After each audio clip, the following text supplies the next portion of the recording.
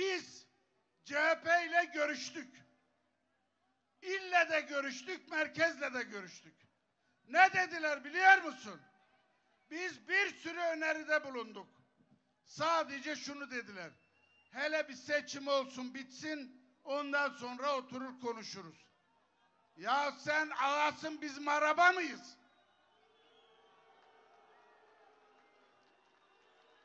Arkadaşlar, bakın yalan uyduruyorlar ha. Hiçbir ilçeden ve büyük şehirden çekilmeyeceğiz. Bakın, mahallelere gidip DEM Parti çekilecek diye yalan uyduruyorlar. Asla çekilmeyeceğiz.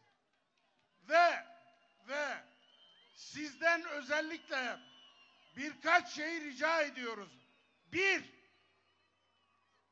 sandıklara sahip çıkın. Oylarınıza sahip çıkın.